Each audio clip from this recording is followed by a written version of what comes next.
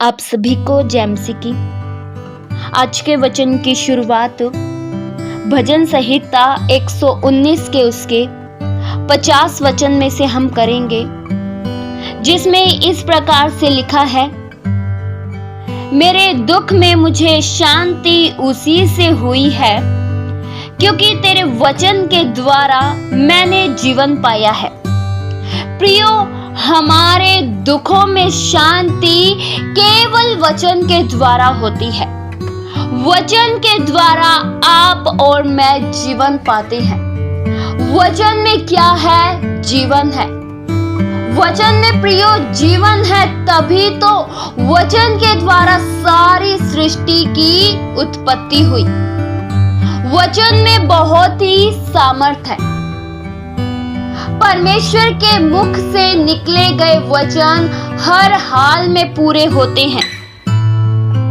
परमेश्वर का वचन सच है और परमेश्वर का वचन हमें जीवन और सामर्थ्य देता है।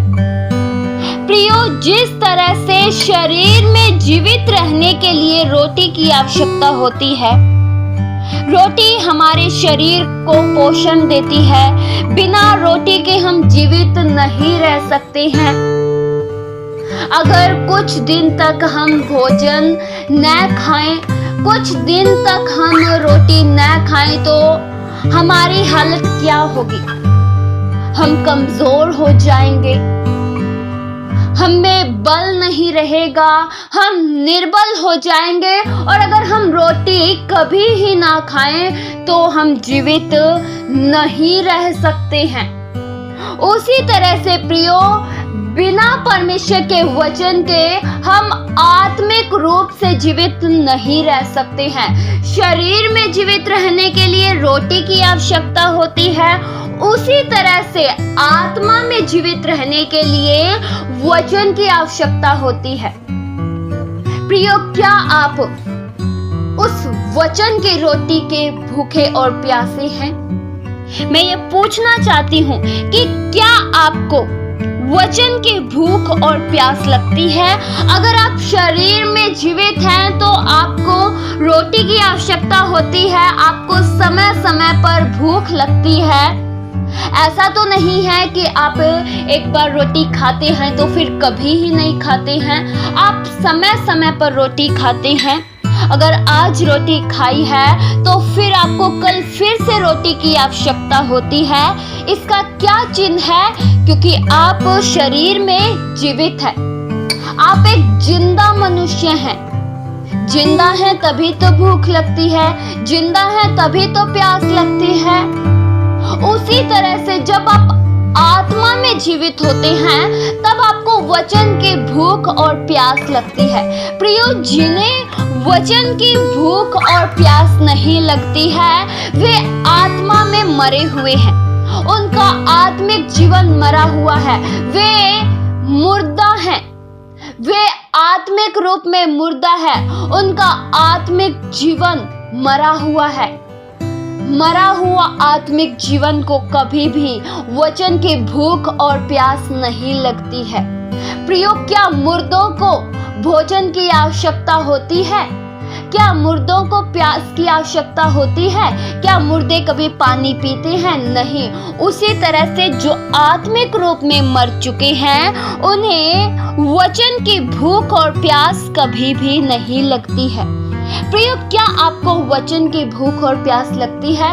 क्या आप समय निकाल कर वचन पढ़ते हैं? क्या आप समय निकाल कर प्रार्थना करते हैं? प्रियो, हो सकता है आपके दैनिक जीवन में आपके पास बहुत कार्य हो सकता है आपके दैनिक जीवन में आपके पास बहुत सारे कार्य हो करने के लिए, लेकिन प्रियो, आपको समय निकाल कर वचन को ग्रहण करना होगा। तभी आप आत्मिक रूप में जिंदा रह सकते हैं। अगर आप वचन की रोटी ग्रहण नहीं करते हैं तो आप आत्मिक रूप से मर जाएंगे। बाइबल ये बताती है कि परमेश्वर का वचन रोटी है और प्रियो, इस वचन की हम में भूख और प्यास होनी चाहिए। हमें एक तड़प होनी चाहिए। हम में एक वचन पढ़ने की जिज्ञासा होनी चाहिए। हम में परमेश्वर के समीप जाने की एक लालसा होनी चाहिए। प्रियो, संसारिक लालसा तो हम में कई बार बहुत होती है। कुछ पाने की लालसा तो हम में बहुत होती है, लेकिन क्या आप में परमेश्वर के वचन को पढ़ने की लालसा होती है? क्या आप में परमेश्वर की उपस्थिति में चलने की इच्छा होती है? क्या प्रियो, आप धार्मिकता के भूखे और प्यासे हैं? वचन यह बताता है, मत्ती 5 के उसके 6 वचन में लिखा है, धन्य है वे जो धार्मिकता के भूखे और प्यासे हैं, वे तृप्त किए जाएंगे। प्रियो, क्या आप तृप्त होना चाहते हैं? लेकिन तृप्त होने के लिए आपको भूख तो लगनी चाहिए। परमेश्वर आपको तृप्त जरूर करेंगे, लेकिन अगर आपको वचन की भूख ही नहीं लगती है, अगर वचन की प्यास ही नहीं लगती है, तो आपको कैसे तृप्त किया जाएगा? रोटी किसके लिए है? जो भूखे हैं। रोटी की आवश्यकता किन्हें होती है? जो भूखे हैं। क्या एक उस व्यक्ति को रोटी की आवश्यकता होती है जिसका पेट भरा हुआ है? प्रियो, अगर हम में वचन की भूख ही नहीं है, वचन की प्यास ही नहीं है, तो हम कैसे तृप्त होंगे? प्रियो, हम में वचन की भूख होनी चाहिए। हम में धार्मिकता की भूख होनी चाहिए। हम में धार्मिकता की प्यास होनी चाहिए। प्रियो, परमेश्वर के वचन में जीवन है। जब आप वचन को ग्रहण करते हैं, तब आप जीवन पाते हैं। तब आपका मरा हुआ जीवन में जान आनी शुरू हो जाती है। आज क्यों लोग आत्मिक रूप से मर रहे हैं? आज क्यों लोग आत्मिक रूप से मर चुके हैं? क्यों? क्योंकि उन्होंने वचन को नहीं खाया, उन्होंने वचन की रोटी नहीं खाई, वे मर चुके हैं। लेकिन प्रियो, अगर आज भी आप वचन को ग्रहण करते हैं, तो वचन आप में जीवन लाता है, वचन आप में सुधार लाता है, वचन आप में परिवर्तन लाता है, वचन आपकी दिशा को बदल देता है, वचन आपके पारिवारिक जीवन में शांति लाता है, वचन आपके आर्थिक स्थिति को बदल देता है। प्रियो, अगर हमारे पास परमेश्वर के वचन नहीं है, अगर हमें परमेश्वर के वचन याद नहीं है, तो हम परमेश्वर की प्रतिज्ञाओं को फिर कैसे जानेंगे? आज ऐसे बहुत से लोग हैं जो वचनों से अनजान हैं, जिन्हें नहीं पता है कि परमेश्वर की प्रतिज्ञा मेरे लिए क्या है, जिन्हें नहीं पता है कि परमेश्वर का वायदा मेरे लिए क्या है। इसलिए वे दुखी हैं, वे परेशान हैं। वे परेशान न होते, उनको भी उनके दुखों में शांति मिलती वचन से, अगर वचन उन्हें याद होता।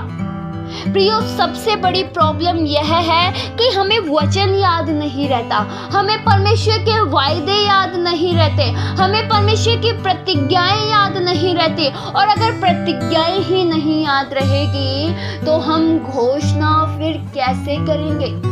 प्रियो, हमें परमेश्वर के वचन को याद रखना चाहिए और परमेश्वर के वचन की घोषणा करनी चाहिए। और अगर हम परमेश्वर के वचन को याद रखते हैं, तो फिर हम एक जीवन पाते हैं।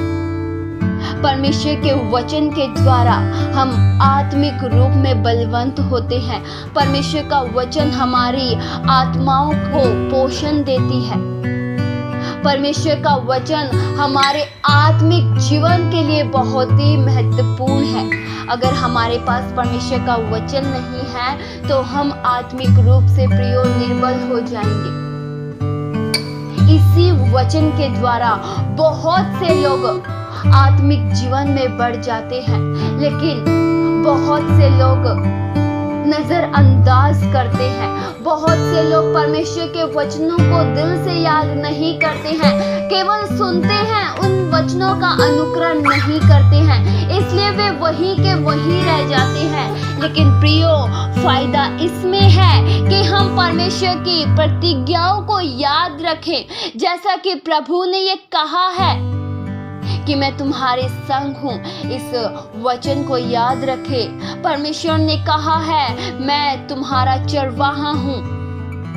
प्रियो, परमेश्वर हमारे चरवाहा है और हमें कोई घटी नहीं होगी।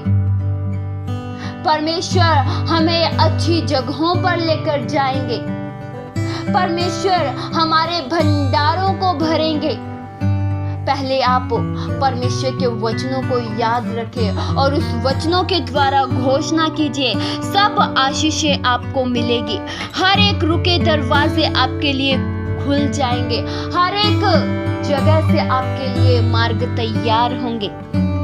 वचनों के द्वारा घोषणा करना सीखिए। इस वचन के द्वारा परमेश्वर आप सभी को बहुतायत सी आशीष दे। आइए हम प्रार्थना करें। हालेलुया। स्वर्गीय आसमानी पिता परमेश्वर, हम आपका धन्यवाद करते हैं। आपके वचन में प्रभु जीवन है। आपका वचन हमारी आत्मा में जीवन लाता है। आपका वचन दो धारी तलवार से भी अधिक चोखा है। आपके वचनों के द्वारा ही हम जीवन पाते हैं। वचनों के द्वारा ही हम मरी हुई दशा से जीवित दशा में प्रवेश करते हैं। आपके वचन जीवित हैं। आपके वचन शक्तिशाली हैं। आपके वचन सामर्थी हैं, जो हमारे हृदयों को बहाल कर देते हैं। आपके बहुमूल्य प्रेम के लिए धन्यवाद करते हैं। आपकी भलाइयों के लिए हम धन्यवाद करते हैं। आपके शक्तिशाली वचन हमारे जीवन में कार्य करे, ऐसी प्रभु दया सहायता कीजिए। ये प्रार्थना प्रभु यीशु मसीह के जीवित पवित्र नाम से मांगते हैं। सुनो और कबूल करो पिता। आमीन।